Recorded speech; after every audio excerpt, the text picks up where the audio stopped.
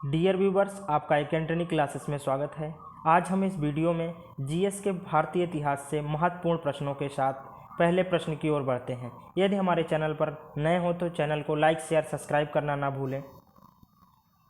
बौद्ध संगीतियों का आयोजन स्थलों का सही कालक्रम है। ऑप्शंस हैं Rajgriha, Vaishali, Kundalvan, Pataliputra. Option B Pataliputra, Kundalvan, Vaishali, Rajgriha. Option C Rajgriha, Kundalvan, Pataliputra, Vaishali. Option D Rajgriha, Vaishali, Pataliputra, Kundalvan. तो इसका सही जवाब है option number D. Option D is the right answer. हम देख लेते हैं बौद्ध संगीतियों के बारे में। तो बौद्ध संगीति कितनी हुई थी का आयोजन कितने हुआ थे? 4 हुए थे। कितने हुई थी? 4 टोटल। तो प्रथम कहाँ हुई थी? प्रथम हुई थी राजगृह में। कब हुई थी? 483 ईसा पूर्व में। 483 ईसा पूर्व में कहाँ पे हुई थी? राजगृह में। और उस समय शासक कौन था? अजातशत्रु था। कौन था? अजातशत्रु। अगले देखते हैं द्वितीय संगीत समिति कहाँ हुई थी और किसके शासनकाल में हुई थी? तो द्वितीय हुई थी 383 ईसा पूर्व में। कहाँ पे? 383 ईसा पूर्व में। कहाँ पर हुई थी? वैशाली। उस समय शासक कौन था? कालाशोक। कौन था? कालाशोक। अब जान लेते हैं तीसरी बौद्ध संगीत समिति के बारे में। तो ये हुई थी 251 ईसा पूर्व। 251 ईसा पूर्व। कहाँ पर हुई थी? पाटलिपुत्र में। पाटलिपुत्र में। और उस समय शासक कौन था? अशोक। कौन थे?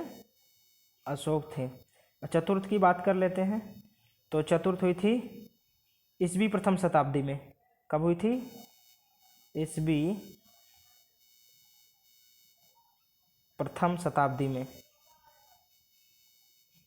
तो उस समय ये कहाँ हुई थी? ये कुंडलकुनम में। कुंडल वन में। कुंडल वन में हुई थी। उस समय शासक कौन थे? कनिष्क थे। कौन थे? बात कर लेते हैं इनके अध्यक्ष कौन थे। तो अध्यक्ष थे वासुमित्र जी। कौन थे? वासुमित्र। बढ़ते हैं अगले क्वेश्चन की ओर। Question number 2। दिल्ली सल्तनत में लाख बख्श किस शासक को कहा गया है? ऑप्शन है अलाउद्दीन खिलजी, मोहम्मद बिन तुगलक, कुतुबुद्दीन ऐबक, सिकंदर लोदी। तो इसका सही जवाब है ऑप्शन सी, कुतुबुद्दीन ऐबक। तो बात कर लेते हैं अलाउद्दीन खिलजी की। तो अलाउद्दीन खिलजी ने बाजार नियंत्रण प्रणाली की शुरुआत की थी। बाजार नियंत्रण प्रणाली की शुरुआत की थी। बात कर लेते हैं मोहम्मद बिन तुगलक की। तो मोहम्मद बिन तुगलक ने अफ्रीकी यात्री, कौन? अफ्रीकी यात्री इब्न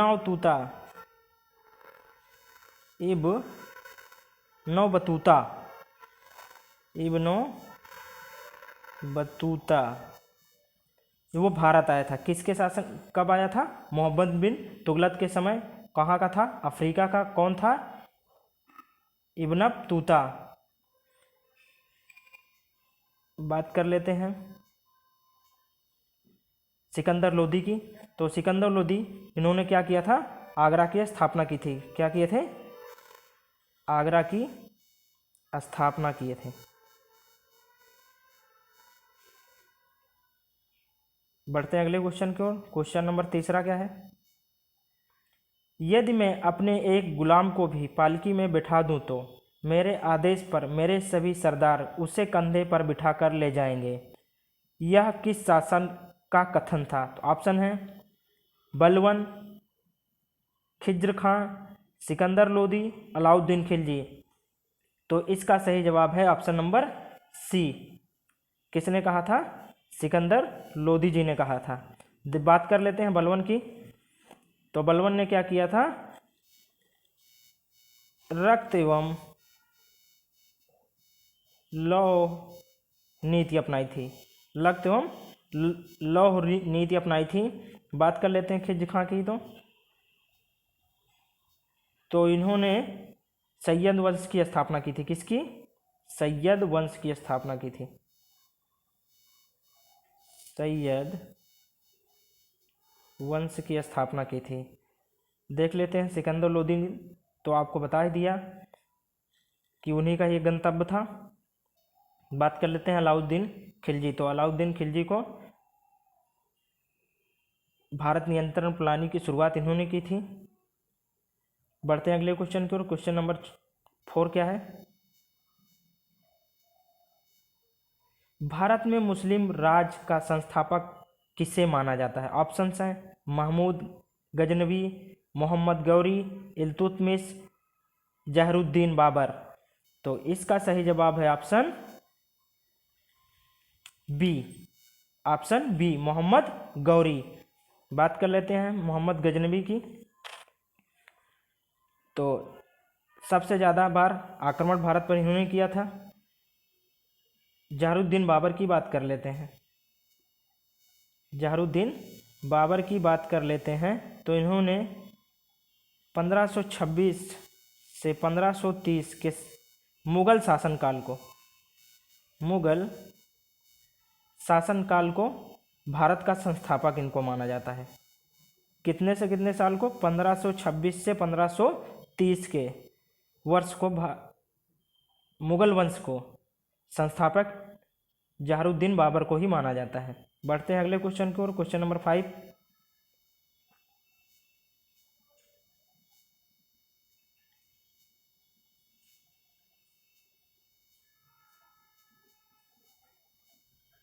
निम्नलिखित सैंधव स्थल में घोड़े की अस्थियों के अवशेष कहाँ से मिले हैं? ऑप्शन है सुरकोटडा, कोटदीजी, चन्हूदड़ो, लोथल। तो इसका सही जवाब है option number A, Surkotada. Surkotada. बात कर लेते हैं। तो इसकी खोज कब हुई थी? 1964 में। कब हुई थी? 1964 में। किसके द्वारा हुई थी? जगपति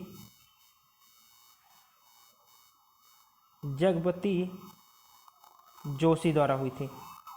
किसके द्वारा? जगपति जोशी द्वारा हुई थी। बात कर लें, ऑप्शन दिया है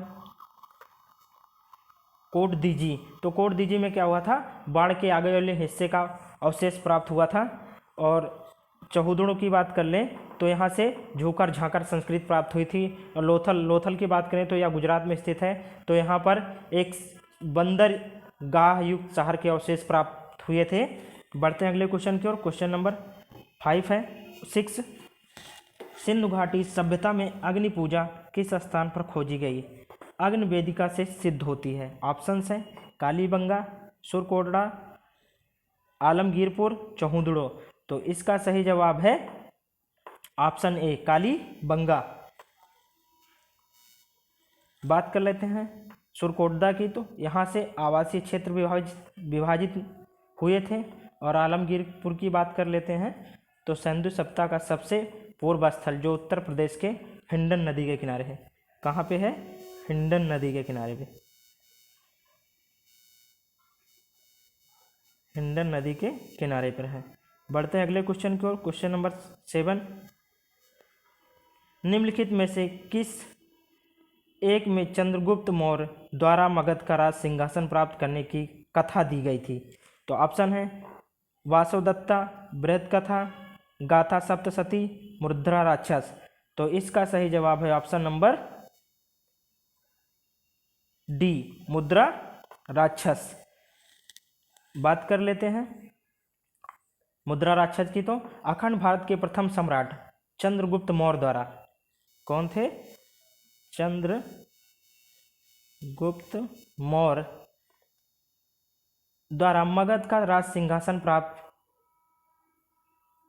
प्राप्त की गई कथा विशाख दत्त कृत मुद्रा राक्षस में दी गई थी। मुद्रा राक्षस में किसके द्वारा मुद्रा राक्षस लिखी गई है?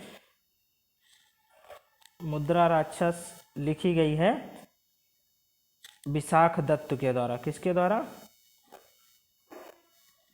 विशाख दत्त के द्वारा। तो बढ़ते हैं अगले क्वेश्चन की ओर। Question number 8।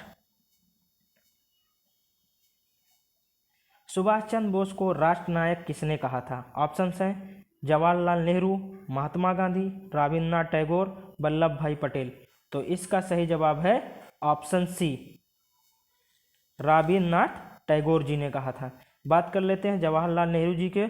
तो जवाहरलाल नेहरू जी ने सुभाष चंद्र बोस को देशभक्त की जलवंत तलवार कहा था। क्या कहा था? देशभक्त की जलवंत तलवार।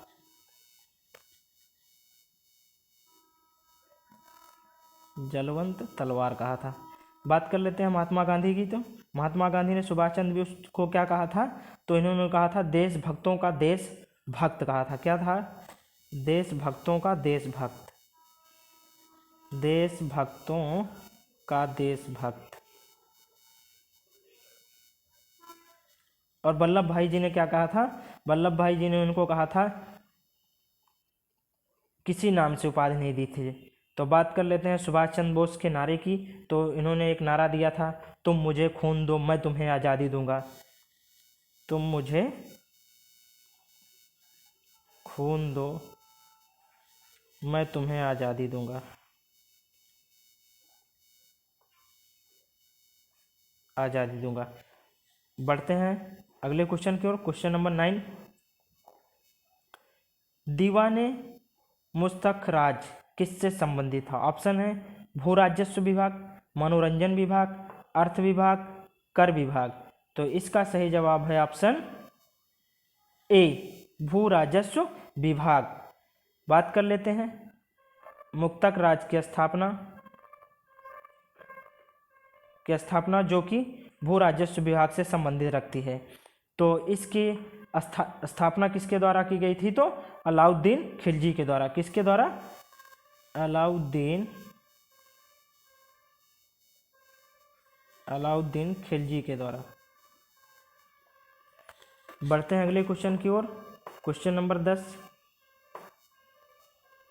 गंगा एवं यमुना नदियों का सर्वप्रथम उल्लेख कहाँ मिलता है? ऑप्शन है अथर्ववेद, छांदोग्य उपनिषद में, ऋग्वेद, सामवेद। तो इसका सही जवाब है ऑप्शन नंबर सी, ऋग्वेद। बात कर लेते हैं सबसे प्राचीन वेद यही है। कौन सा? ऋग्वेद। सबसे प्राचीनतम वेद कौन सा है? तो ऋग्वेद। बात कर लेते हैं सामवेद की। तो सामवेद में क्या होता था? लोग जादू टोना पर विश्वास रखते थे। किस पे?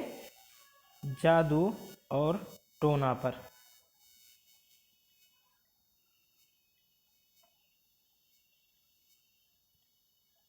आज के सेशन में बस इतना ही दोस्तों। तब तक के लिए स्वस्थ रहिए और सुरक्षित रहिए।